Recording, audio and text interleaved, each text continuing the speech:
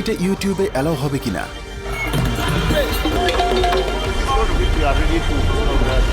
ছেলেটা কোথায়? أعوذ بالله كلمات الله التامات من شر ما خلق بسم الله আজ আমি এসেছি কালো জাদু ও জাদুবিদ্যার দেশে। তারা এই সবের মাধ্যমে শয়তানের কাছে সাহায্য চায়। বুড়ো ধর্মের পৃথিবীর সবচেয়ে বড় জমায়েত আফ্রিকা।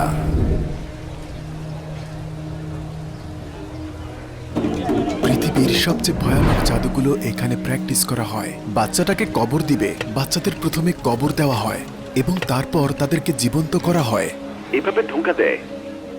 পশ্চিম আফ্রিকায় এটা হলো পৃথিবীর জাদুবিদ্যার রাজধানী। এই দেশের নাম বেনিন। ولا يفلح الساحر حيث أتى তো বেনিনে কালো জাদু এবং কালো বিদ্যার সত্যতাটি আসলে কি?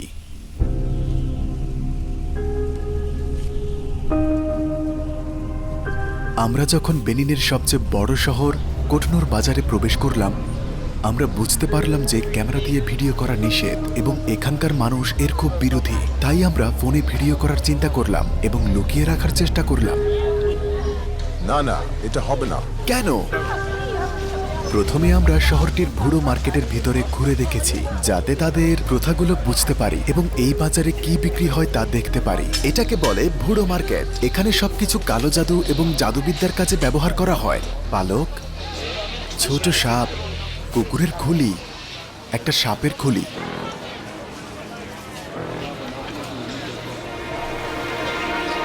আপনি হেঁটে যেতে যেতে আপনার চারপাশে অনেক মৃত পশু দেখতে পাবেন। এটা কি? এটা ঘোড়ার মাথা। যে সমস্যাগুলো ওষুধে ভালো হয় না সেগুলো এখানে সমাধান করা হয়। গন্ধটা খুবই বাজে। আমি যেখানে দাঁড়িয়ে আছি এখানে আছে মানুষের চুল, কবুতর, ইঁদুর, হায়না, এমন আরো অনেক কিছু যা ভাবা যায় না। তারা বলছে হায়নার চামড়া কালো জাদুর জন্য অনেক অনেক শক্তিশালী। এটা কিভাবে ব্যবহার করা হয়? সবখানেই ব্যবহার করা হয়। তারা বলছে তারা জাদুকে ওষুধের মতো ব্যবহার করে থাকে। Everything he will see. Okay.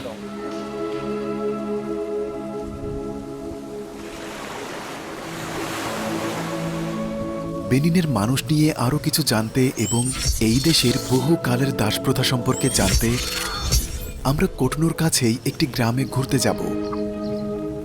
এটি হলো লেকের উপর একটি আস্ত শহর যার নাম গানভিয়া। শুভ সকাল। এই গ্রামের বাসিন্দারা দাসত্ব থেকে রেহাই পেয়েছে। তারা সবাই মিলে এখানে একটি ভাসমান গ্রাম তৈরি করেছে, যেটি ভেনিস অফ আফ্রিকা নামে খ্যাত। কেবল বোটে করেই কোনো বাড়িতে যাওয়া যায়। ভাবুন, এভাবে বোটে করে স্কুলে অথবা মসজিদে যাওয়া কেমন হবে। দেশটা নাইজেরিয়া থেকে কিছুটা ভিন্ন, তবে বলা যায় নাইজেরিয়ারই ছোট রূপ। তারা সবকিছু পানিতে করে।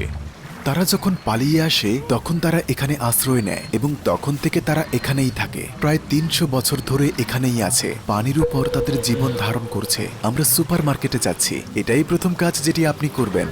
প্রায় ৩৫,০০০ মানুষ এই শহরে বাস করে। এখানে সব রকম অবকাঠামো আছে।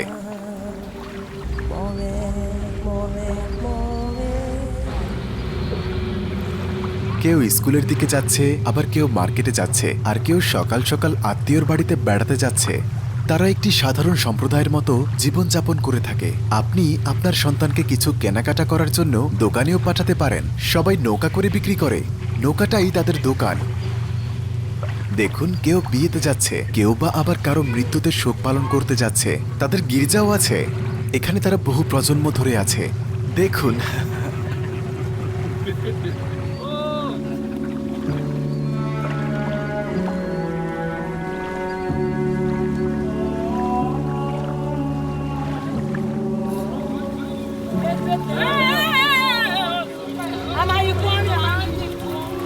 ভাবুন লেকের মধ্যে জমি কিনা। আপনার জমি কোথায়? ওটা লেকের মধ্যে। এটা তাদের অ্যাম্বুলেন্স এবং এটা ক্লিনিক। ও আল্লাহ, এটা পুনর্বাসন কক্ষ।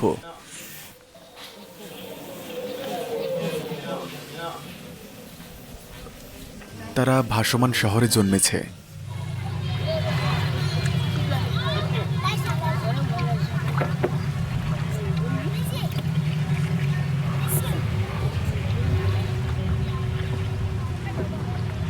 চলুন পাশের সুপারমার্কেটে ঘুরে আসা যাক। এইগুলো দোকান, ওইখানে একটা ক্যাফেও আছে।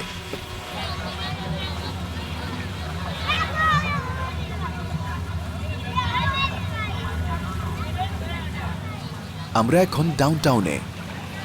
ওরা এখানে পানি বিক্রি করছে। আমরা কিছু কলা কিনবো।